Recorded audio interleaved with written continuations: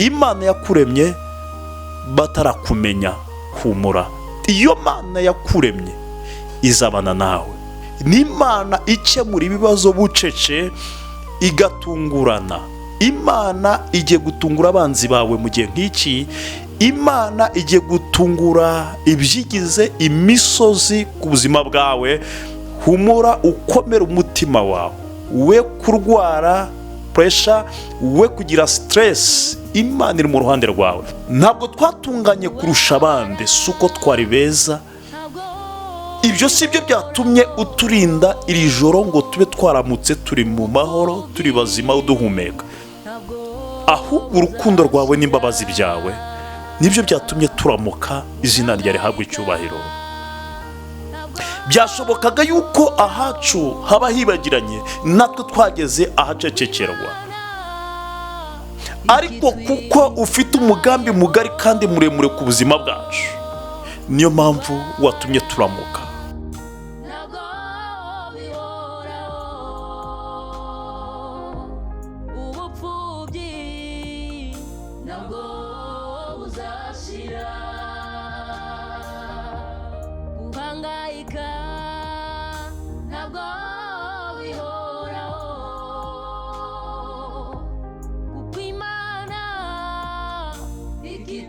Murakoze cyane, Imana ibahe umugisha. Dushimiye Imana ko tugiriye neza kandi natwe tukaba tuyigiriyeho umugisha muri iki gihe, muri uyu mwaka dutangiye, mwaka 2025. Ni igihe cy'umunezero kandi ni igihe cy'ibyishimo. Mu gihe nk'iki dutangiye umwaka kandi turi bazima, nta gikuba cyacitse muri twebwe. Dukomeje kubona ineza y'Imana. Nubwo wowe ushobora kuba utameze neza, nubwo wowe ushobora kuba ubuzima bwawe bitarimo kugenda neza, ariko humura, kuba ukiriho nicyo gishoro. Imana irakugirira neza. Reka dusenge Imana maze tuganire muri iki gitondo cyiza cy'umugisha, gitondo Imana iduhaye kuramuka, gitondo Imana iduhaye kuzinduka turi bazima. Hari abantu benshi batabashije kuramuka, niyo mpamvu tugiye gushimira Imana yaturinze, atari uko twakoresheje imbaraga n'ubwenge bwacu, ahubwo yaturinze kubw'imbabazi zayo nyinshi. Reka twese duce bugufi maze dushimira Imana. Data, mu izina rya Yesu turagushimiye kuri Imana ishobora byose. Tugushimiye ko wabanye natwe kandi tugushimiye ko waturinze muri iri joro. Waturinze neza ubwo twari dushyizwe mu bicuku bya nijoro, watugiriye neza Mana. Aho twari dusinziriye, aho twabashaga kuba tutagaruka mu buzima, aho twabashaga kuba tutakongera guhumeka, aho twabashaga kuba tutakongera kuba turi kuganira, wahatubereye, uraturinda, utubera amaso, utuba bugufi. Ingabo zawe nyinshi ziratugota, none turamutse turi bazima. Izina ryawe rihabwa icyubahiro. Si ubwiza, si ugukomera, si icyubahiro, si amashuri menshi, si icyo turusha abandi, ahubwo utugiriye neza, tukugiriyeho umugisha, kuko hari icyo ugambiriye mu minsi iri imbere ku buzima bwacu. Ubane natwe rero muri aka kanya gato, kandi tubashe guhirwa nawe kubw'icyubahiro cyawe, mu izina rya Yesu, amen. Imana ibahe umugisha, nshuti zanjye. Imana ibagirire neza.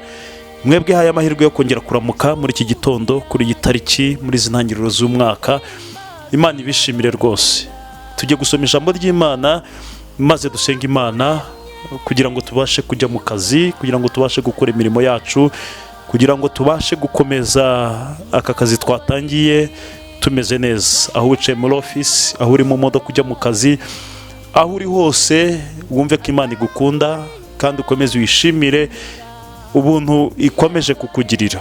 Kuba uramutse n'ubuntu bugeretse ku bindi. Uyu munsi ushobora kuba ufite ibyo uri kubura, ariko kuba uriho uracyafite amahirwe yo kubigeraho. Tuza umutima, ukomere, wihangane. Imana irakuzi kandi Imana iragukunda.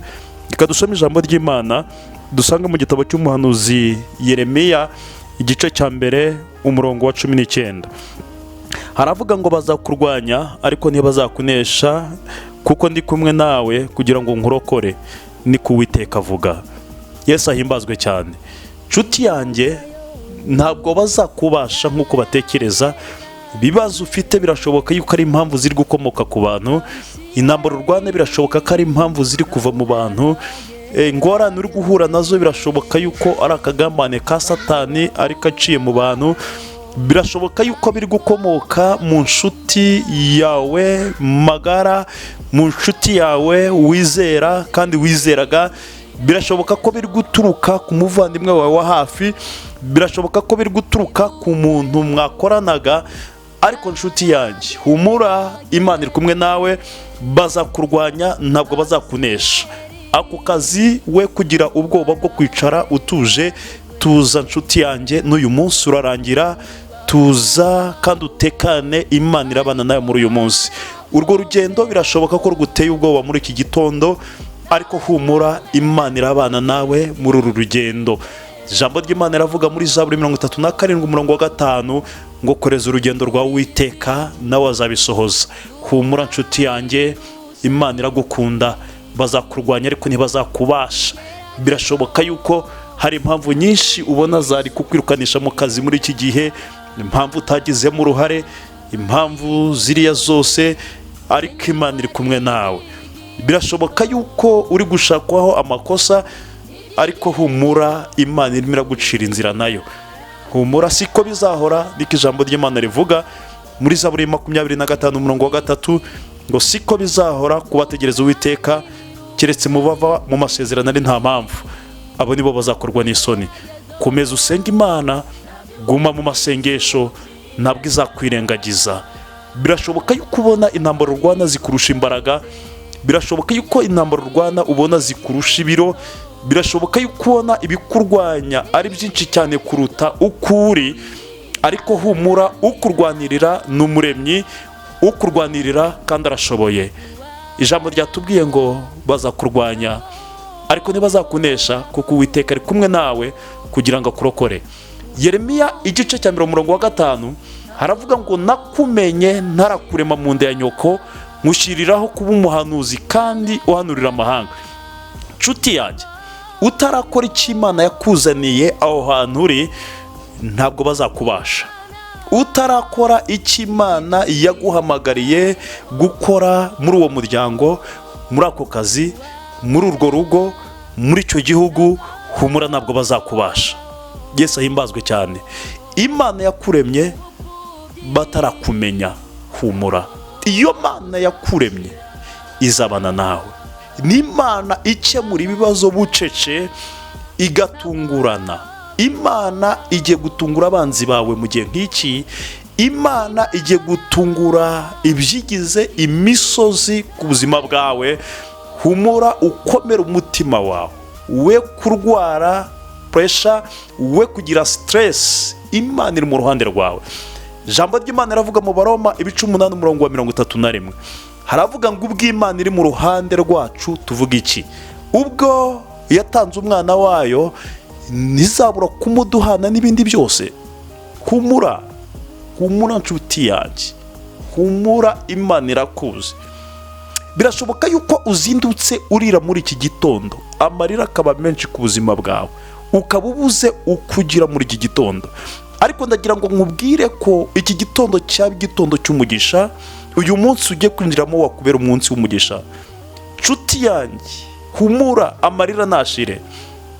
Ijambo ry'Imana riravuga muri Zaburi 33:6 ngo kuko uburakari bwayo ari ubw'akanya gato, ariko urukundo rwayo ruzana ubugingo. Kuri be yaho haravuga ngo ahari kurira kwararira umuntu nijoro, ariko bwacya mu gitondo impundu zikavuga.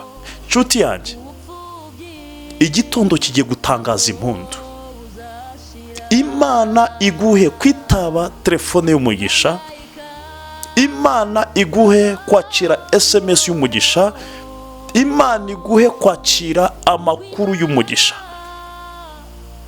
Yesu ahimbazwe. Ndamutse nkubwira ngo humura, ivuga niyo kwizerwa kandi niyo ukuri. Imana yakurinze mu mwaka utambutse, niyo Mana ikibanye nawe muri uyu mwaka. Uko yakoraga mu mwaka ushize igenda igusimbutsa ibya bindi byose. Ibuka guhera mu kwa mbere 2024 wibuke ibintu byose Imana yagiye gusimbutsa. Iyo abigusimbukije n'ubu niyo ikiri kumwe nawe, izagusimbutsa n'ibindi, izakugeza aho umuntu wese adatekereza. Nshuti mukunzi w'umusaraba, humura, ongera ukomere umutima wawe. Birashoboka yuko uri kubona ingabo ziri kukurwanya gusa, ntubone izikurwanirira. Izikurwanirira nazo zirahari. Yesu ahimbazwe. Mukobwa wa Yesu, humura, Imana ikurwanirira irahari. Mfura ya Yesu, humura, Umukiza ari kumwe nawe. Imana y'amahoro iri kumwe nawe. Ijambo ry'Imana riravuga mu Baroma 16:20, haravuga ngo Imana nyiramahoro izamenagura Satani munsi y'ibirenge byacu vuba bidatinze. Muvandimwe, vuba bidatinze birashoboka ko ari kuri uyu munsi. Nubwo ubona uyu munsi byagoranye kandi bikomeye, birashoboka ko ari wo munsi w'ubutabazi bwawe. Iyo urugamba rukomeye ruba rugiye kurangira, utuze umutima kandi ukomeze wizera Imana yawe. Ni Imana yo kwizerwa kandi ni Imana y'amasezerano. Were guta imbaraga mu bihe bigoranye, kangura imbaraga z'Imana zikurimo mu bihe nk'ibi. Imana ibinyuranemo nawe.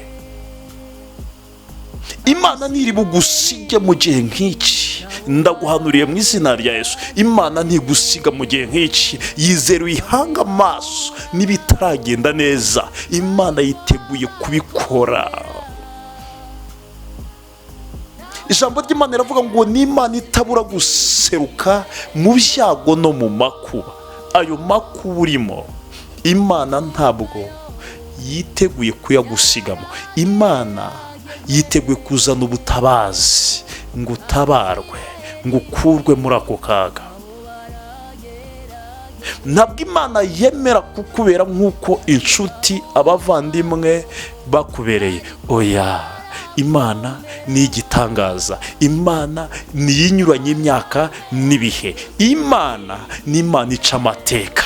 Humura, humura, humura. Nubwo bimaze igihe kirekire, nubwo Imana isa nk'iyacecetse, abantu bagasa nk'aho bafashe ijambo ku buzima bwawe, ni igihe Imana ije kugira ngo nayo ifate ijambo ku buzima bwawe. Banza ubyumve cyane nk'uko ndi kubyumva. Igihe kiraje kandi kirasohoye kugira ngo Imana nayo ifate ijambo ku buzima bwawe. Ntabwo nzi igihe umaze urira, ariko Imana yo irakizi. Ni igihe kigeze kugira ngo Imana ifate ijambo ku buzima bwawe. Nshuti yanjye, mu bihe bisa nk'ibi ntabwo ari igihe cyo gutera Imana icyizere. Imana yacu ntiyasinziriye, iracyakora. Garurira Imana icyizere. Tenebutse ugacika intege muri ibi bibazo umaze iminsi ucamo, ariko ndagira ngo nkubwire ngo garurira Imana icyizere. Yiteguye guhindura amateka y'ubuzima bwawe. Birashoboka yuko utavuze ibitunganye mu maso y'Imana ukurikije ibibazo wanyuzemo, ariko humura, humura nshuti yanjye, humura. Yesu ni Umukiza, umwiringire. Haleluya. Yesu ni Umukiza, mu ntambara abana nawe. Yesu ni Umukiza, mugikomezeho, bana nawe, mwizere. Ijambo ry'Imana riravuga muri Luka igice cya 45 ngo hahirwa umuntu wese wizeye yuko ibyo yabwiwe n'Umwami Imana bizasohora. Humura nshuti y'umusaraba, nta jambo Imana ivuga ngo rihere. Imana ibana nawe kandi izakomeza kubana nawe. Niyo yakurinze muri biriya bihe byari bigoye, muri biriya bihe. Iyo Mana rero ni Imana ifatika, ni Imana ikora ibigaragara, ni Imana ivuga ijambo rikabaho, ni Imana inyuranya ibihe bikagaragara. n'Imana yubika imisozi n'udusozi. ahantu hari ubutayu hagahinduka amasoko y'amazi. iyo Mana niyo Mana yo kwizerwa. nshuti yanjye, garurira Imana icyizere. aho utagenze neza kubw'ibibazo ukivovotera Imana ukayitotombera, reka duce bugufi dusenge. urugendo rwawe rwose uri bunyuremo uyu munsi, aho uri bujye gushakisha uyu munsi hose, ugendane n'Imana yawe. umutima wawe Imana iwurure, ugire ibyiringiro by'ubuzima bw'ejo hazaza. ibyo ukennye n'ibyo ubuze byose biri muri Kristo Yesu, kandi Kristo waramuhawe. mugirire icyizere, amahirwe aracyahari. mugirire icyizere, biracyashoboka. mugirire icyizere, igihe cyo kubona ineza y'Imana kirahari. reka dusenge Imana, tubanze twinginge Imana, tubyinginge, tuyisabe imbabazi. niturangiza tuyisabe ibane natwe muri uyu munsi. ahari yatwereka ubwiza bwayo, ahari yatwereka ukuboko kwayo kwiza. reka dusenge Imana nshuti. uyu munsi urakubera umunsi w'umugisha. uyu munsi urakubera umunsi wo guhindurirwa amateka. uyu munsi urakubera umunsi utazibagirwa mu buzima bwawe. iyi tariki irakubera itariki ikwibutsa ibihe bigoye Imana igiye kugukuramo. iyi tariki ntuzayibagirwa. fatanya nanjye, wizerane nanjye, maze dusenge Imana. Data, mu izina rya Yesu turagushimiye kuri Imana ishobora byose. turagushimiye kubw'umugambi wawe mwiza. turagushimiye kuko udukunda. ntabwo twatunganye kurusha abandi, si uko twari beza. ibyo si byo byatumye uturinda iri joro ngo tube twaramutse turi mu mahoro, turi bazima, uduhumeka. ahubwo urukundo rwawe n'imbabazi byawe nibyo byatumye turamuka. izina ryawe rihabwa icyubahiro. byashobokaga yuko ahacu haba hibagiranye, natwe twageze ahacecekerwa. ariko kuko ufite umugambi mugari kandi muremure ku buzima bwacu, niyo mpamvu watumye turamuka. ibihiga ubuzima bwacu ni byinshi, ibihiga ubuzima bw'uyu mubyeyi ni byinshi, ariko Mana ubirusha amaboko. ibihiga ubuzima bw'uyu mukobwa ni byinshi, ariko uri hejuru yabyo. ibihiga ubuzima bw'uyu musore birakomeye Mana, ariko ukomeye kubirusha. ushimwe Data. ibihiga ubuzima bw'uyu mugabo ntago afite icyo yabivugaho, ntafite ubusobanuro, ntazi n'impamvu yabyo, ariko wowe impamvu urayizi Data, uzi n'igisobanuro cyabyo. ariko kandi twizera tudashidikanya ko mu gihe gikwiriye uzaca amateka mabi, ugahindura, ukanyuranya imyaka n'ibihe. turagushimiye ko uyu munsi ari wo munsi watoranyije kugira ngo utange ibitwenge ku buzima bwa mwene Data uyu, kugira ngo utange umunezero ku buzima bwa mwene Data uyu, kugira ngo utume umutima we utuze, utekane. Data uhimbazwe kandi uhabwe icyubahiro. tukweretse uyu munsi Data, uhinduka umunsi w'umugisha, uhinduka umunsi w'umugisha. aho nyura mbona umugisha wawe, aho nkorera mbona umugisha wawe, aho nicara nicare mu mugisha wawe. ibyo mvuga bizana umugisha, mpure n'abanyamugisha, nakira umugisha, ngendere mu mugisha, nkorere mu mugisha. uyu munsi udasanzwe, uyu munsi umwe wo kwemererwamo kandi umunsi wo gusubirizwamo, kugira ngo izina ryawe rihabwe icyubahiro. ijambo ryawe riravuga muri Yobu ibice 5 umurongo wa 12 ngo uri Imana yica imigambi y'incakura kugira ngo amaboko yazo adasoza imirimo yazo. Data, dore imigambi y'incakura imaze igihe kirekire ku buzima bw'abana b'abantu, ku buzima bw'ubwoko bwawe, ariko ndakwinginze kugira ngo ubwoko bwawe iyi migambi bigendaho, iyi migambi ishaka kububuza amahoro, iyi migambi babuza umunezero, iyi migambi babuza guseka, uyu mugambi w'inshakuru babuza kubyara, uyu mugambi w'inshakuru babuza guheka, uyu mugambi w'inshakuru utuma adahirwa mu kazi, uyu mugambi w'inshakura utuma batabona ibyiza, uyu mugambi uburizwemo Data, izina rye rihabwe icyubahiro.